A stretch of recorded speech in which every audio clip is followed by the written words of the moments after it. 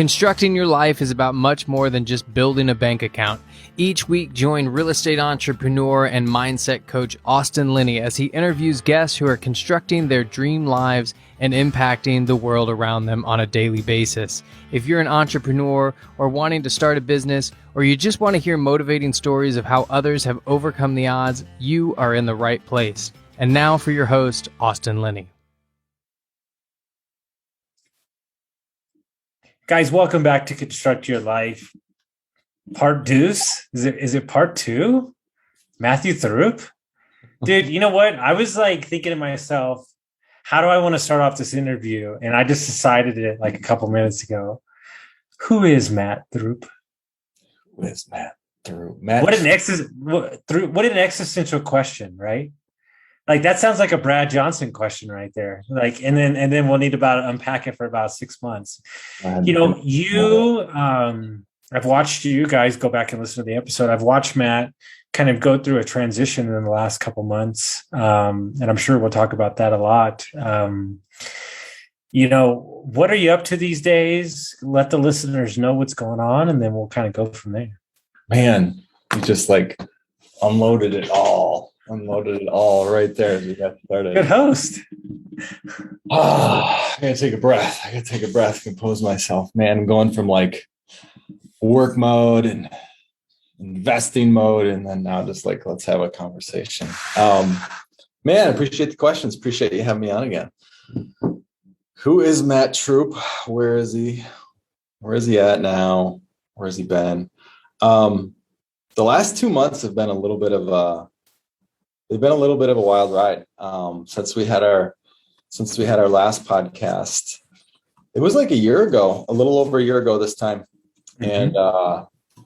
And I was working in the cannabis space at a startup, and things didn't work out for me. It didn't work out there. Part of the lesson, maybe, like, don't do business with family. Well, here's the bigger lesson. Here's the better question. What part of your identity was wrapped up in your job? Part of my identity was wrapped up in my job. One word resonates with that question is hype. Okay, now I'm intrigued. So, right, sometimes we do things where we think there's going to be a big payoff, or we're like, you see the lights flashing, all these people are doing it. And then you get into it and you realize you're like, oh, like, this is cool. This is a cool new thing. But does that really feed who you are, that person that you are?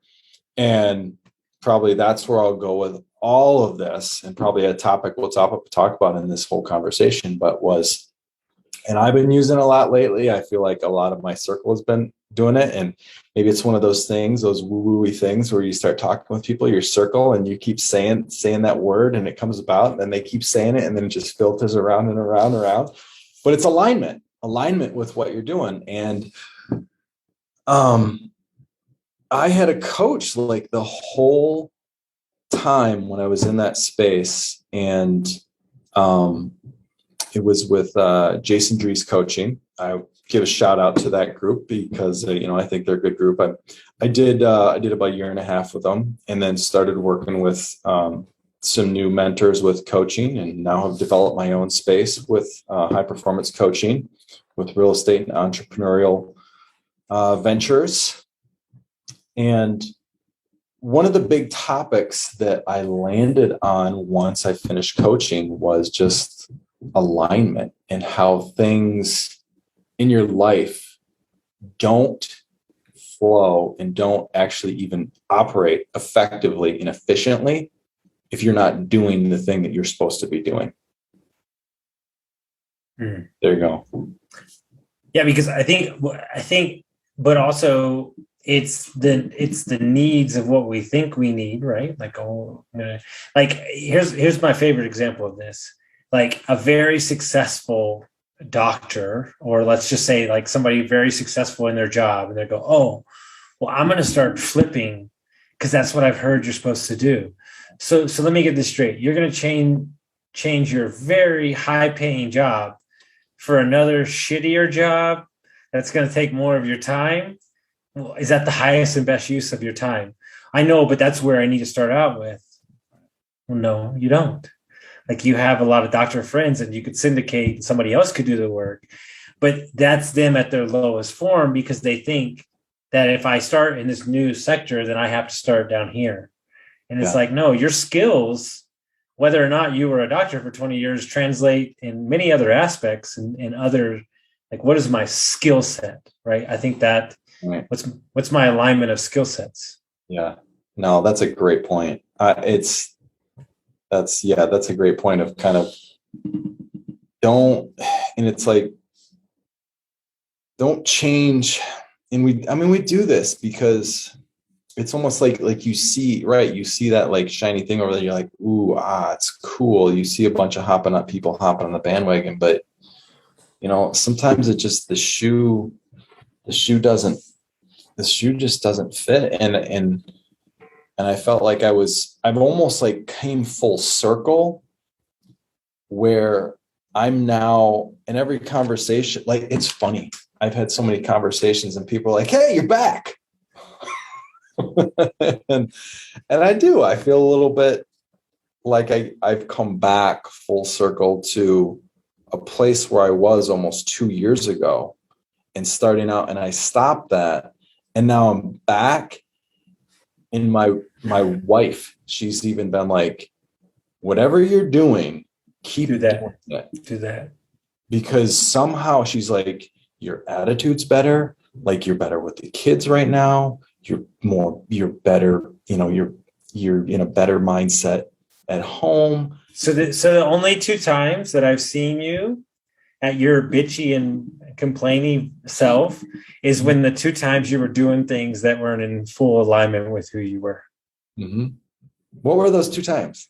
The time that we met when you were teaching and you were ready to be done, and the time when you were working in the weed business and you were ready to be done. So I might as well be your wife too. Whatever you're doing, do that. Continue to do that. Whatever you're doing, do that. Oh, that's a funny time. I had a conversation with another one of our who was it? Todd Miles. And he was like, we were talking. I was like, God, do you remember when I was in Minnesota? He's like, oh God, yeah, don't be like that anymore. Dude, it's interesting. So this was me in the last 5 years in the restaurant business and hospitality. I have a friend who saw me now, like, I've been out of the game like 2 years, and we were at something and she saw me as a friend who knows me pretty well. And she's like, God, you are just such a pleasure to be around these days. She's like, you were whining and bitching every fucking day. You were angry as shit, drinking. And I was like, that's because I wanted to be out so bad, but I was so scared to bet on myself. I was so scared. It's interesting. I lost my private equity job and I reached out to a couple people in my network, mentors of mine, and Aaron Musastegi, who's in GoBundance, said to me, he said, listen, it might be the scariest thing you ever do, but if you bet on yourself, you'll never be upset one day in your life. And that line was like, okay. It's scary. It's so scary, but it's so true. It's so true. I mean, I'll be honest. I mean, I get that those fears still come in. It's my coaching clients that ask me, when do you feel like you made it? I said, fucking never. Never. It doesn't matter. It doesn't change. I just don't let those thoughts hold any space in my life. I just run through them. No, it's so funny. Like, I feel like I was on a call today and exactly what you just said. You don't let those thoughts come in. And here, I don't know a way to say this. I say it to so many people, but I literally was on a call today and it was like those questions of doubt, they come in your head. And I literally, and it's going on in your head. It's literally going on in your head. And you're trying to do the call. If I can try and do an example of this right now, like it's going on. And I just was like, stop it. Yeah. And I was like, focus. And I came back and it's like you refocus and you kind of got to shut them down. And I always say this line, as a coach, this is the hardest thing to do. You have to be what your client needs you to be, not what you think your client needs you to be. Mm-hmm. That's half the problem, is that we're out here. Dude, I just interviewed this amazing doctor, and he said it's like the guy that's working for 30 years, 100 hours a week, turning around, looking at his 30-year-old kids and goes, I did this for y'all. And they look at him in the face and go, who the fuck asked you to? Dude. We have to ask questions of the people around us. Am I being a dick? Yeah. Is this do you need the fancy cars? Do you need, so if it's not for them, then who's it for? What's for ourselves? Yeah. And so if it's for yourself, then what's the need behind that? I'll tell you something that's really interesting. And this conversation changed my life and will change my life for the rest of my life. So this amazing human being named Angelo Cisco is one of the greatest fucking human beings I've ever met in my life. He coaches men. He is straight out of a Godfather movie. I swear to God, he lives in California now, but he's from Chicago. Talks like it, loves Biggie Smalls. He said the number one issue, especially men that have, is they haven't graduated their relationship with their parents.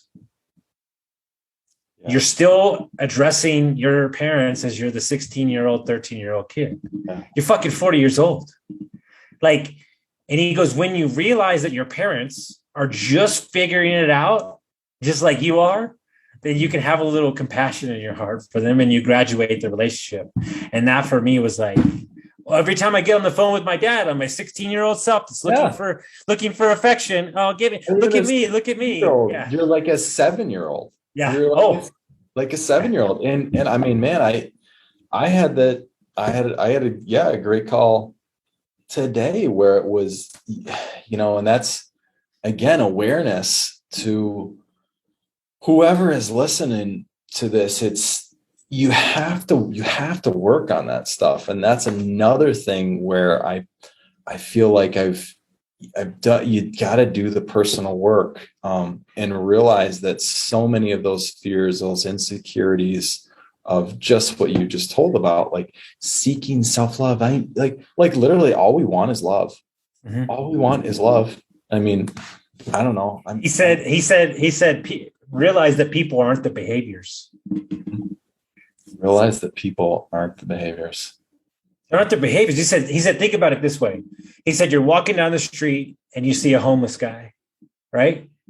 By the way, I've read this twice today. So this is the lesson that needs to be taught, apparently. He said, you see the homeless guy, you think dirty, drug addict, blah, blah, blah. Yeah. You have no idea. So now you've created 7 layers of judgment instead of you saying that person's going through a rough time, but they're still a human. Yeah. So people aren't their behaviors. They're a trigger of their behaviors. What's triggering them? Yeah. And so the ultimate goal that we have to get to is self-awareness. So as you look back right now and you transition into more of the coaching and investing those 2 years out that you were at, what was that time for you and what did you learn about yourself? During that time? Oh man, that's a good question. I mean, if I kind of the first thing that comes to my mind when you ask that is, it's like there was always the base, right? There's always that base that I always found myself at with the, like the personal growth, right? And even when like I make that statement of how my wife said, she's like, whatever you're doing right now, keep doing it, because you were just like in a flow state. And there were times in that 2-year time frame where I would come home and I would just be so grumpy. I'd be so grumpy.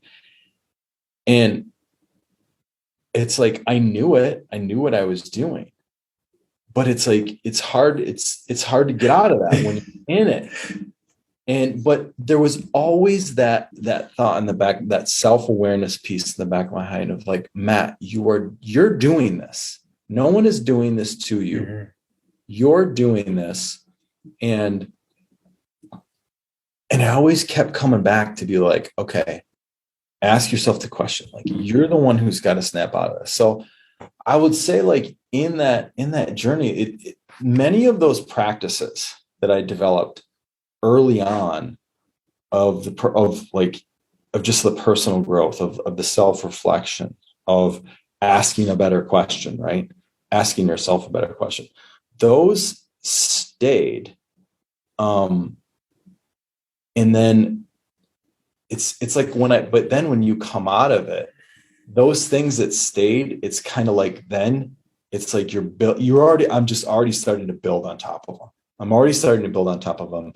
And just the lesson, coming out of it is I'll go back to that alignment phase of doing things that you need to do. And even as like I talk to coaching clients, this is one that I find myself asking them. And it's not an easy one to answer, right? Of that. And it is, I asked that today. I love how you just said, like, oh, this came up twice today. Apparently it's the lesson the universe needs to teach us. And it is that question. And I said, what do you notice of that energy that fills you up? And it takes a little bit of time.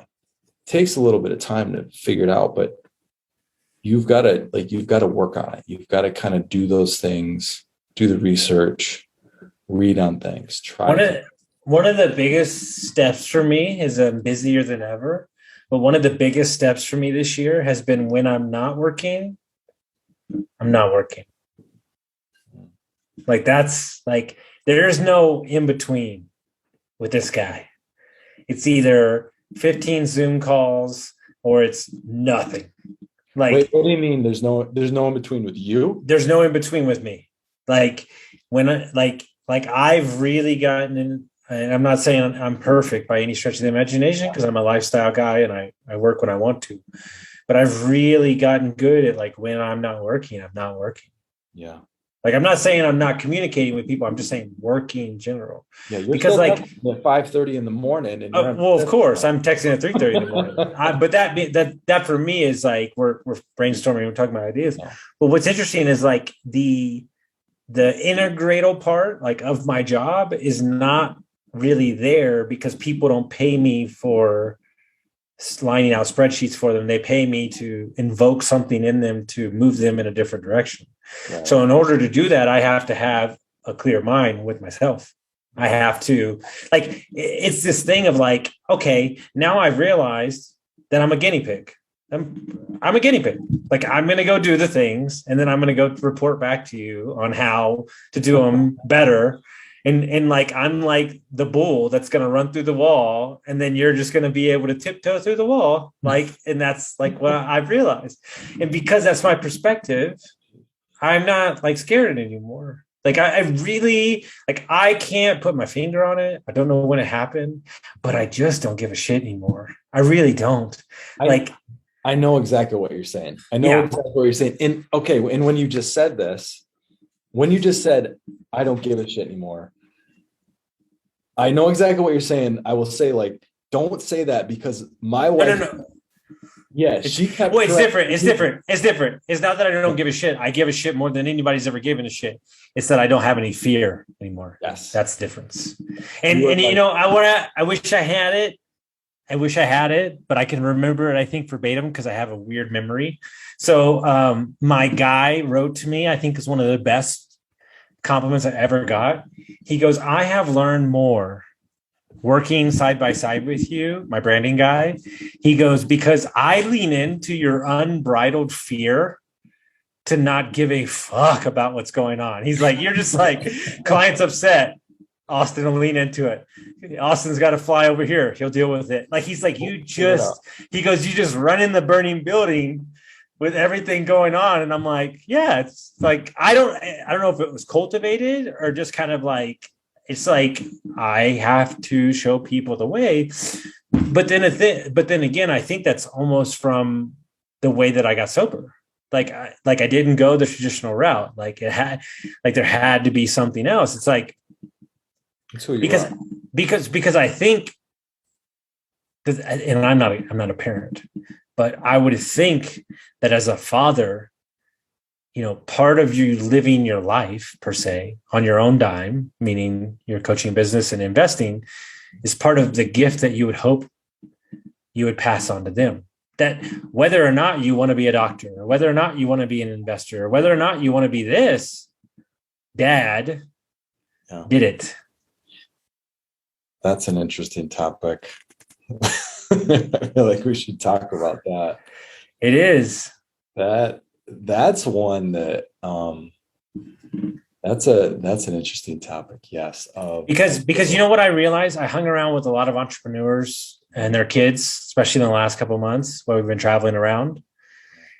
It's really odd because the struggle as a parent and the struggles that we've been through made us who we are. It's very hard as a parent not to save your kid from every mess too and let them have their own struggles. Yeah. And it's such a lesson. I mean, every day, when you have kids, and I mean, even what you just said about I'm doing this for the kids and all that. And the question is like, do your kids even want that? And it goes back to that statement you said a few minutes ago, like nobody asked you. And like, I think about that. That is such a realization I think I've had recently, is that, is even again, a lesson when I was just not in that good state of it. Like if my wife would have asked me, like she did when I was in that crappy mood, why are you doing this for the kids? Really? You're acting like this for the kids? Like, yeah. No, that's definitely not serving them. But even now, as I've come out of that, I realized that, maybe one day, like my kids won't want any part of this. And to me, I've almost gotten a little bit comfortable with that of like, okay, like if you don't want it, because again, that's another lesson with, okay. And back to the cannabis company. I was working for my mother-in-law's cannabis company. In my mind, like I'm a business guy. I like the idea of family, you're building a family legacy, you're building family wealth. Honestly, if my mother-in-law hears this and she listens to it, she might not be very happy, but here's some truth. I honestly don't want a piece of it. I don't really give two flying whatevers for that company at this point, because I feel like it doesn't resonate with me. And I thought about that so much kind of when I came out of it, and even in my own business. And it's like, Matt, you better think about why you're doing this for yourself rather than just as you're doing it for your kids. And that is like, to me, that's such a lesson.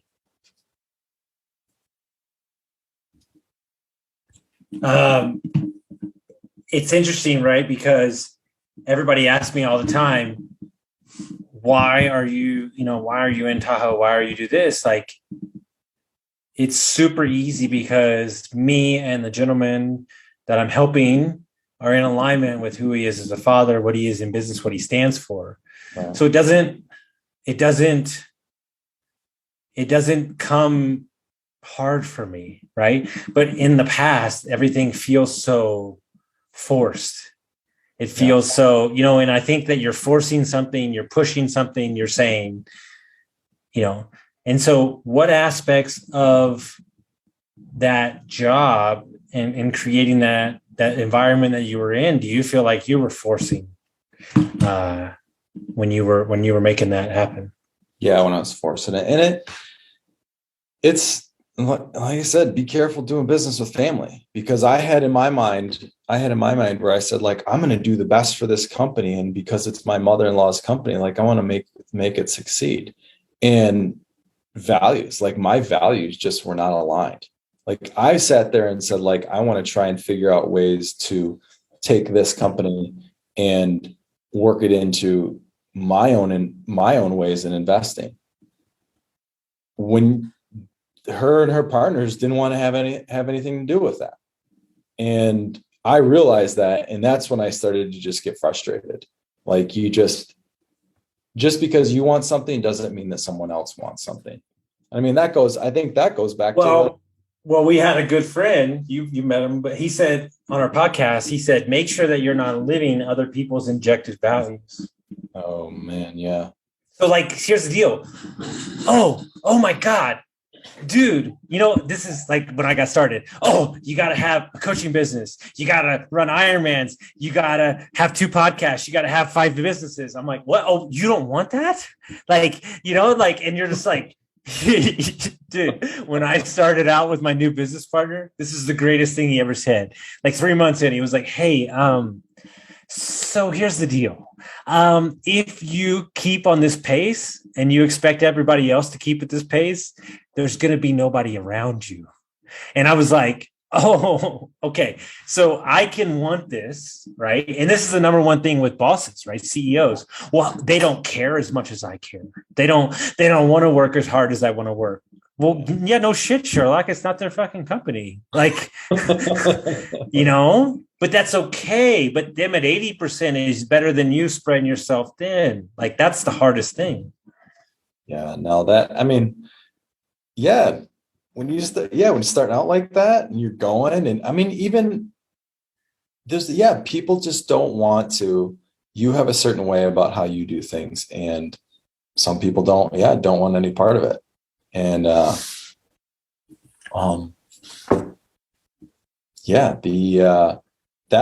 is probably just one of the biggest lessons, is just with being misaligned with values.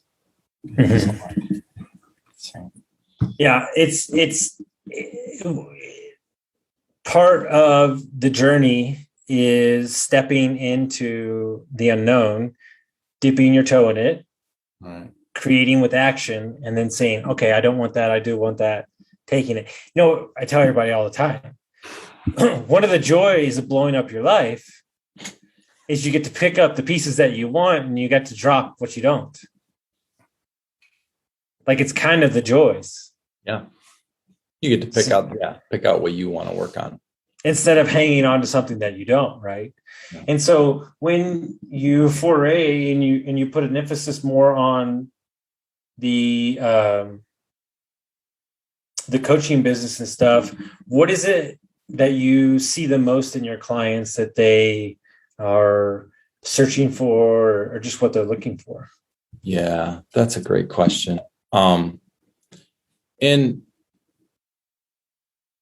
I mean, man, that is probably, to me, when it's going back to picking up the pieces of your life, is that is one where it's like you stop doing something and you're like, what was the thing that started to fill me up or was filling me up? And I think about when I would get on those calls with even my business partners, and even when I was finishing out with the cannabis company, and I started hopping back on those calls. And one of the things that I remember coming up from one of those calls, and I came upstairs, and my wife was like, she just looked at me. She's like, you're in a good mood. Like, whatever you're doing with this, you need to keep doing that. And I just thought to myself, like, what is it like that fills me up? And it's getting on those calls with people and discussing this type of stuff about how you can get better, how you can dig and understand yourself better to get to the next level. And to me, that's what I sat there. I said, like, I'm going to go back into coaching. I'm going to go back and I'm going to start working with people. And even today, like, I got off a call today, and it's like, you ask this person the questions of like, hey, how do we get to here? And they're sitting here going like, oh man, good question. No one has ever asked me that before. And to me, like, that is the same beauty that I got out of coaching when I had never done it before, of having someone guide me and lead me to something. And it's like, that's what coaching does. It helps you see your blind spots of things that people have never asked you, things that are not in your perspective that you just don't think about. And that's, to me, when I start to ask these questions of clients, they're just like, oh man, no one has ever asked me that before. And I'm like, hey, let's start to unwrap this. and let's start to dig at this, because what happens, right? Like what happens with people when they start to kind of dig at things that they haven't paid attention to for years that maybe they should have paid attention to? They start to just like, their mind just starts to just go like this. And it's the same thing as unwrapping and understanding that like 7-year-old boy of why you do the things you do, because of what your behaviors were taught, like the behaviors that were taught to you when you were that age. Mm-hmm. Yeah. And I think ultimately, and this is my new thing I'm on right now, is that I don't think anybody's actually been heard. Like I'm fucking serious. Like one of the things people love about me is they're like, dude, you're like really engaged in like, if I do better. like I know that sounds like so weird to just say off the cuff, but like I don't think people have been heard. I think that they're, especially in corporate America, they're just another number on a fucking spreadsheet. They don't feel like they're contributing. They don't feel like they're a part of society. We're just kind of going through it, and ultimately we're looking for, hey, I have a vision right here, but I am but I want to be heard, but I also want to be heard with no judgment. Yeah. Like, hey, like if I told you, like if I said to you, like, hey, Matt, I'm going to quit everything I'm doing and I'm going to move to New Zealand and fucking milk goats.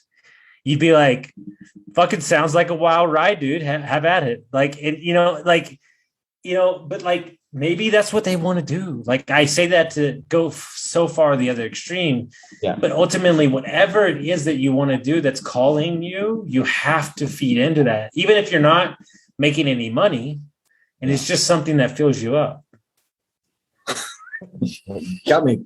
You scared me a little bit with the goats. Part of me is like, Austin, don't maybe just see. Here's the scary thing. I don't know if this is a good thing or a bad thing, but when I say that, there's part of you that thinks, I could see that. That's like, yes. Like, you know what? I always loved. This is my favorite thing. I don't know if I ever shared this with you.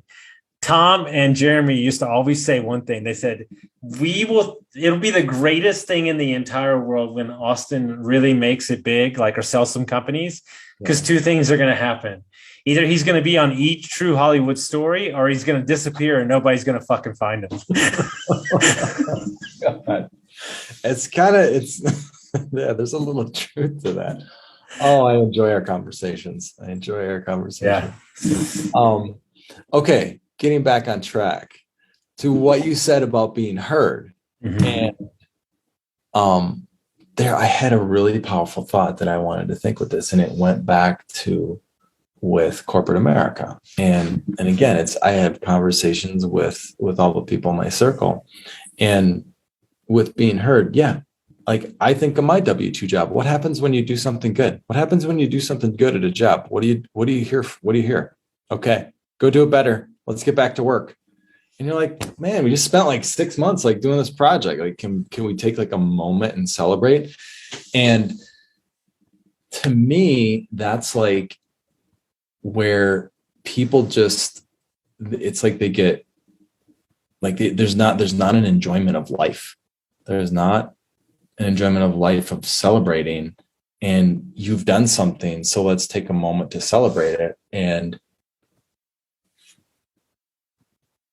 then, start working on your goals again. Because that is the fear. The fear is that if I turn it off, if I take a break for 5 days, or I put down the books, I must learn all about multi-family real estate and everything. I must listen to every Bigger Pockets episode. I am a robot of knowledge that I will not be successful.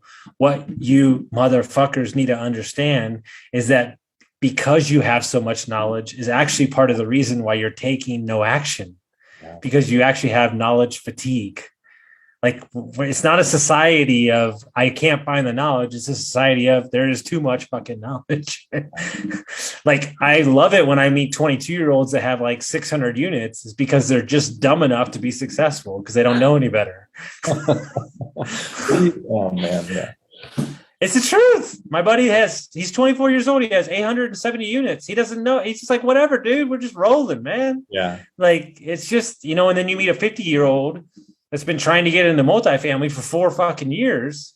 Yeah. And he's got too much context in his life. Yeah. It's the analysis paralysis of never taking. See, yeah, I don't know. Like this, sometimes this is a good balance. I feel like my brain sometimes has got that analytical piece, and I'm like, I do look at things. I'm like, okay, well, this makes sense, but I don't want to bite off more than I can chew. But yeah, it's right. There's too much knowledge for everybody to grasp. You can't listen to all the podcasts. You can't read all the books. You can't learn every aspect about all this stuff. You eventually have to take the leap on this stuff and just dive in sometimes. So if people want to find out more about your journey and everything, how would they do that?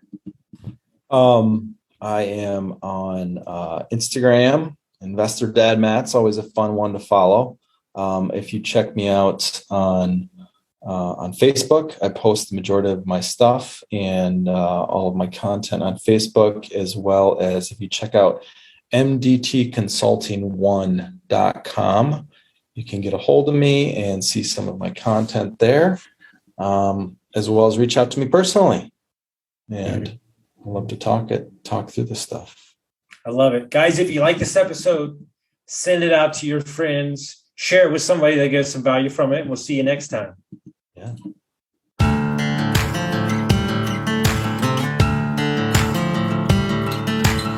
Thank you for listening to Construct Your Life with Austin Linney. If you enjoyed this episode, be sure to rate, review, subscribe, and pay it forward by sharing with a friend. Most importantly, take this opportunity to start constructing your life by taking immediate action on what you learned. For show notes, resources, and more information on one-on-one coaching with Austin, visit constructyourlifepodcast.com.